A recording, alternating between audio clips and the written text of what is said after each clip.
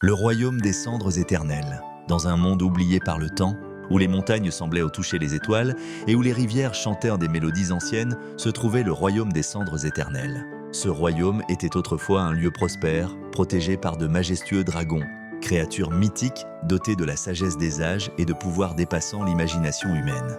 Dédié à la prophétie cependant un jour, une prophétie fut inscrite sur le mur d'onyx dans le temple des dragons ancestraux. Lorsque la lune saignera dans les cieux et que le vent portera l'écho des larmes, un enfant des cendres naîtra. Lui seul pourra rallumer le feu éteint des dragons et sauver le monde de l'ombre.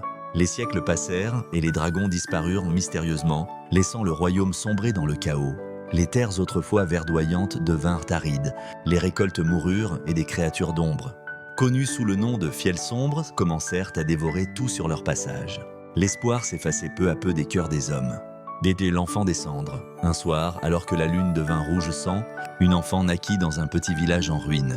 Sa mère, une guérisseuse, la nomma Kalina. Dès sa naissance, Kalina portait une marque étrange sur son front, une flamme enroulée autour d'un œil de dragon. Les villageois, effrayés par cette marque, l'appelèrent l'enfant maudit.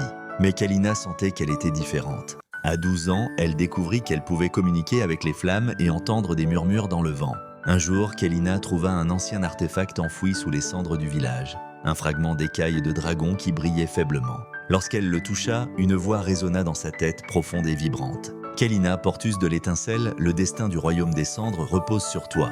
Trouve les dragons oubliés et rallume leur feu. » Le voyage.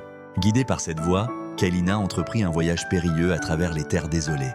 Elle traversa des marécages infestés de fiels sombres, escalada des montagnes au sommet glacés et navigua sur des rivières empoisonnées. En chemin, elle rencontra des alliés improbables. Tyron, un guerrier en exil cherchant la rédemption, et Mira, une mage capable de manipuler la lumière. Le trio finit par atteindre la vallée des murmures, un endroit où les âmes des dragons endormis résidaient. Là, Kalina utilisa le fragment d'écaille pour invoquer Ignis, le dernier dragon vivant. Ignis, un être imposant aux écailles rouges comme la braise, révéla une vérité choquante. Les dragons ne sont pas morts. Ils ont été emprisonnés dans un monde de ténèbres par un ancien sorcier avide de pouvoir. Toi, Kalina, seule capable de manier la flamme primordiale, peut briser leur chaîne.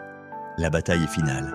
Kalina, accompagnée de ses alliés et d'Ignis, affronta le sorcier dans une forteresse de glace et d'ombre. Armée de la flamme primordiale, elle engagea un combat titanesque. Au prix d'un immense sacrifice, elle parvint à briser les chaînes magiques qui retenaient les dragons. Les dragons libérés surgirent dans le ciel, leurs rugissements faisant trembler la terre.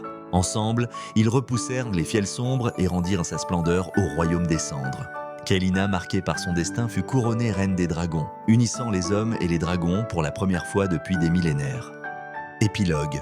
Sous le règne de Kaelina, les terres redevinrent fertiles et les cendres laissèrent place à des champs dorés. Les dragons, redevenus protecteurs du royaume, enseignèrent leur sagesse aux humains, assurant ainsi une paix durable. Et dans les étoiles, une nouvelle légende naquit, celle d'une enfant des cendres qui avait rallumé la lumière dans un monde plongé dans l'obscurité.